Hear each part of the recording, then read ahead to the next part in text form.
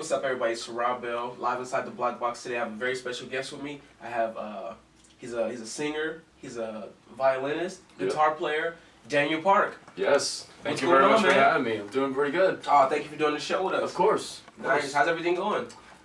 Been doing great. I've been busy.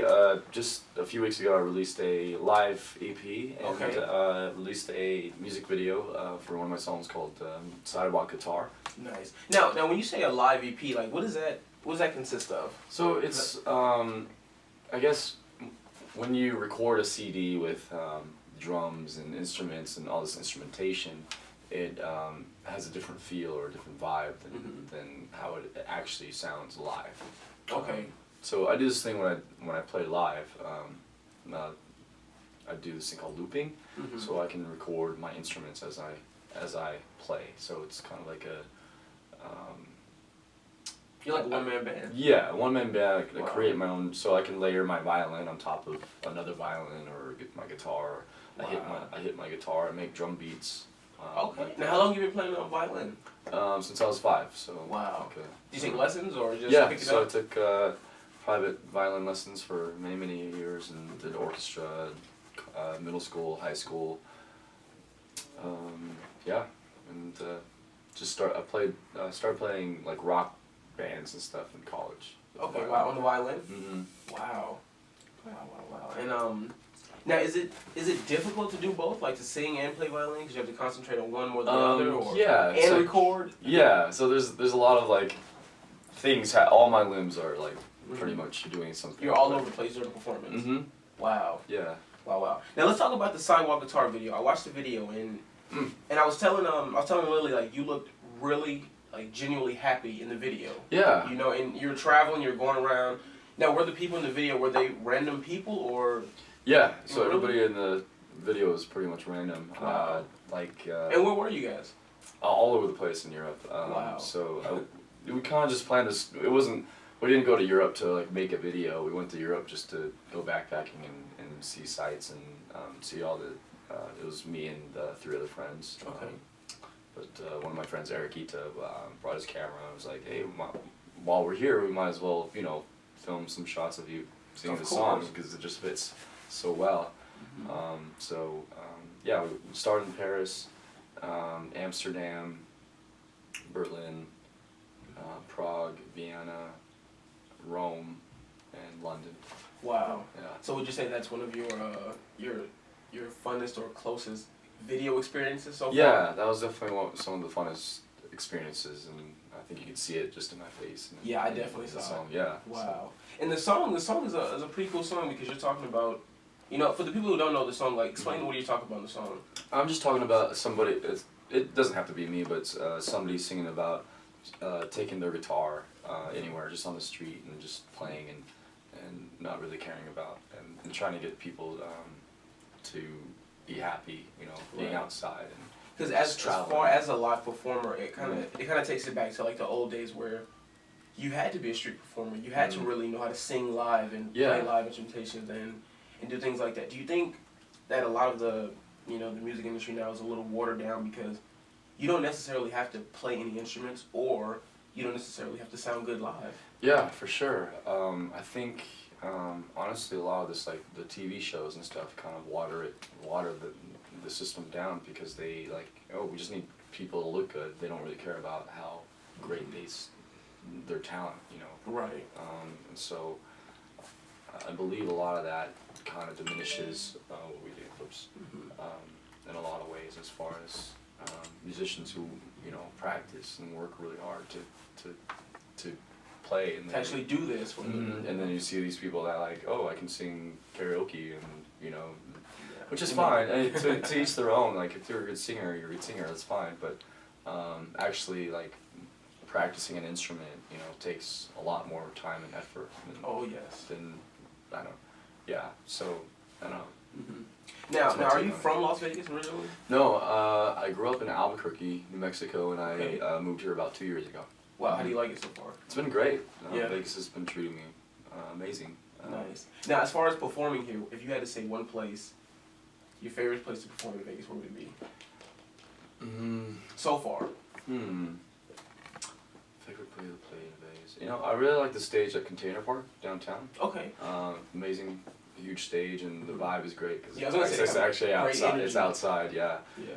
And you can get done, go grab something to eat or whatever. Yeah, it's great. I love the vibe down there. So nice. That whole downtown scene is really cool. It's really changing because they're starting to embrace the local scene more, and you know, in the music and art scene. Yeah, I popped by a show at Bunkhouse last night even, and it was really cool. There was great energy. There was a great vibe, and I was like, this doesn't feel like a Monday night, you know. Right. So it was really cool. There's a bunch of people there. Nice. Now, when it comes to music, who inspires you? Lots of people. You know, when I first started playing guitar, I played a lot of like Dave Matthews Band stuff. That was back in the 90s, and so played stuff on the radio, 90s music on the radio. But over time, I got inspired by different music. You know, when I play my shows on the Strip and stuff, I play anywhere from country to rap to rock to current stuff. You know, and so there's a lot of inspirational music, and it's not specifically from one genre or one music as a whole. As it evolves into the next level, that's what inspires me, I guess. But who are some of your favorite artists, though? If you had to say just someone you love to listen to. That's a good question. I'm not very good at favorites, but I've loved everything that like bands like The Script have put out, or yeah, definitely like Ed Sheeran, singer-songwriters a lot of times. Yeah, it's always hard for me because I listen to a bunch of just songs, and it's stay focused on. I usually like today I'm learning this week I'm learning that new Maroon 5 song because everybody's been asking me to play it, and so that's how it goes. So it's a lot of times I don't really like listen. As it's my job to listen to music, and so this song I'll be listening to every day for the next few days to really get it in my head and memorize all the lyrics and the music, and so a lot of time is spent just learning one song, instead of listening to music for pleasure. Right, in a lot of ways. Now, when I listen to Live in the Looping EP and also Sidewalk Guitar, some of the songs on there, your style of music to me, it seems like it's very it's soulful. It's I don't want to say poppy, but it's happy. You know what I'm saying?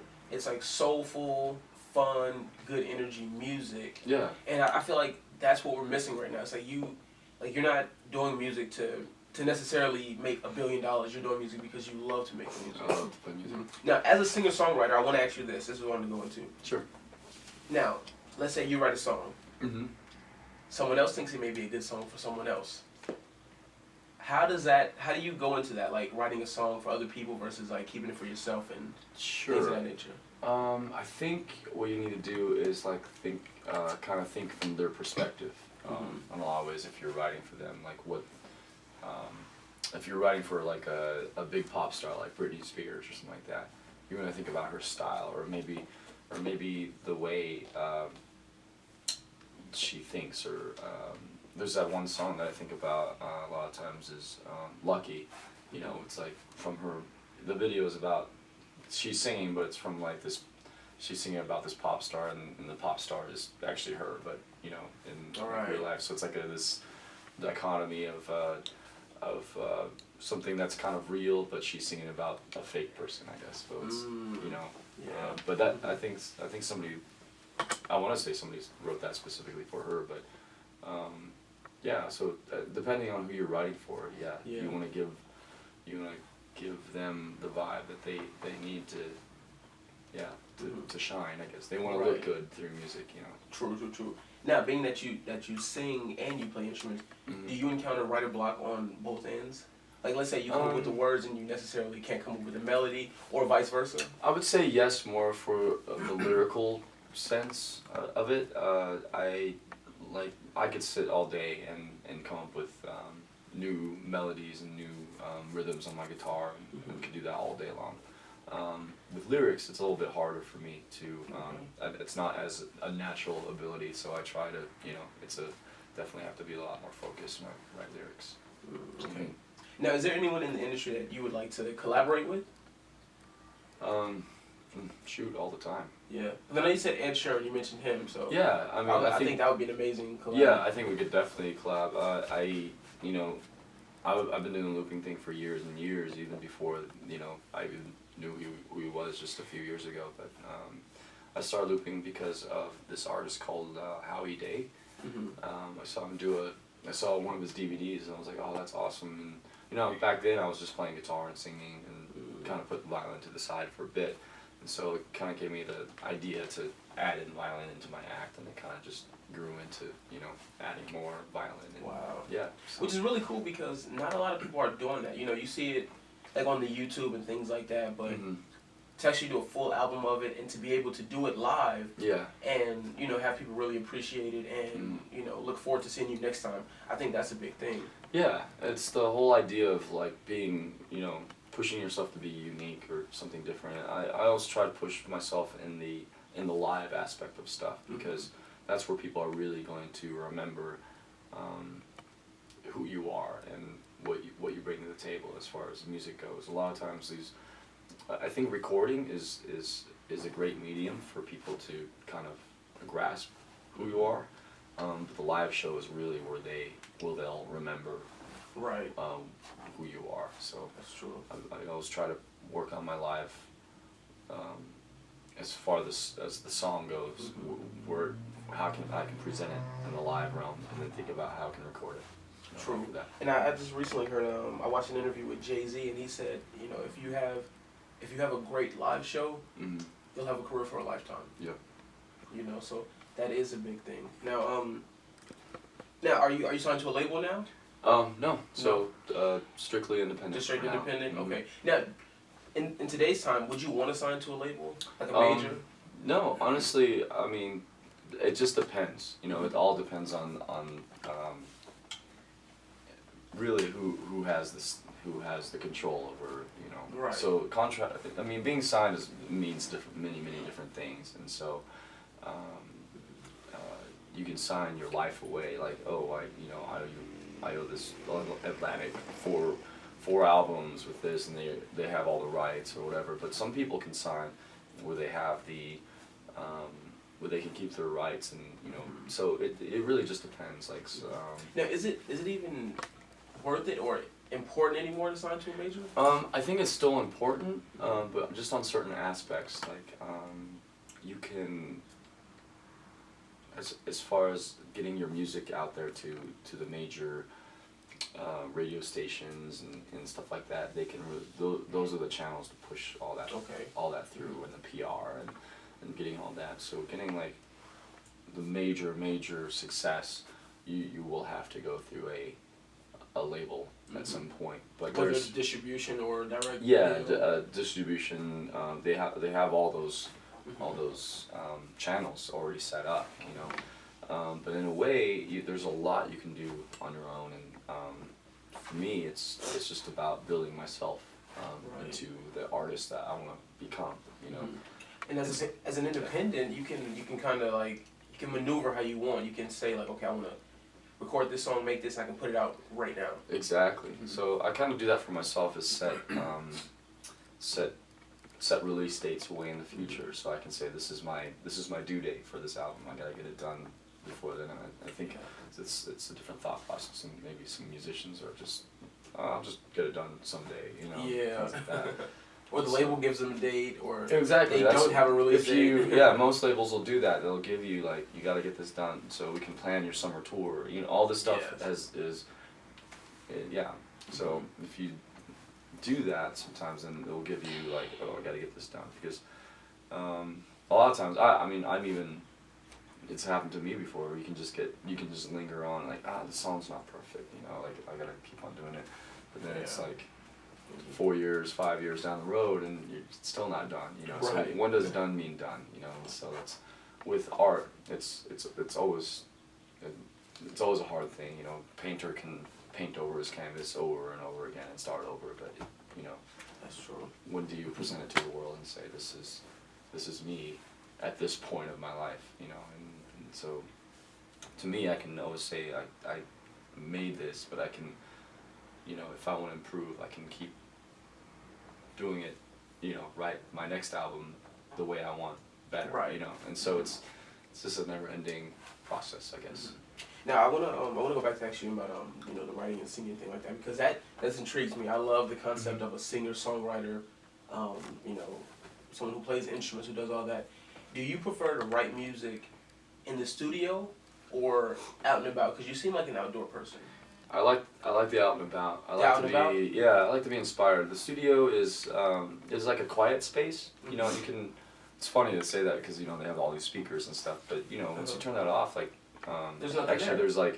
there's you know like foam that will dampen the sound in the room, so it's crazy. Sometimes a lot of big studios like you're just in this super quiet space. Yeah. But yeah, I like to have noise. Sometimes I'll take my guitar to a coffee shop and just listen to people talking, and I like to. And get inspiration like that too, right? Yeah. Everyday people. It seems like it might be distracting, but I like the noise around me because it gives me, in a way, like things to think about, or you know, like if I eavesdrop a little bit, I can hear saying something and go like, oh, that's cool, or you know, or like these are real life situations in a way, so I can kind of hopefully relate to that into my music. Right, that's so true. So, now, so if I come to your coffee shop, yeah. If you're sitting in there with a guitar, you guys might want to watch your shop. Yeah. Nice. Now, you have a show tonight at Lily's, right? Yeah, Lily nice. Bar. And how's that? You excited? Yeah, you know, I love the Bellagio. You treat me very, very, very well there. Lily Bar, especially, has been a great place for me to play every Tuesday. It's grown into this fun night, and yeah, it's been really cool. I've been nice. playing What time can the people catch you there? 9 to midnight. 9 to midnight. Okay. Now, do you perform there every Tuesday or? Every Tuesday. Every Tuesday. Okay. Wow. Wow. So every Tuesday at Lily's at Bellagio, you can catch Daniel Park performing. Yeah. All right. Now you do covers as well, right? I do covers, originals. Yeah, whatever. I take requests, and so that's. What? Just right there on the spot? Yeah. Wow. I can. Yeah. That's so one of the perks of being a real good singer and performer. I like that because I mean I don't know everything in the world, but I usually surprise people with my library, I guess. Nice. Now, Danny, where can the people find you at as far as like social media and things like that? Twitter, Instagram. Yeah, all of my social media is just Daniel Park Music. So Facebook.com/. I mean, you can find everything on my website is DanielParkMusic.com. So. All right. pretty easy. Yeah. Nice. All right, Daniel, man, I appreciate you stopping by. Like I said, of course. Guys, tonight you can find Daniel at Lily's Bar at Bellagio from 9 to midnight. Daniel, man, I appreciate you. Thanks for stopping by the Black Box, Siril Beil Show. Yeah. Thank you very much.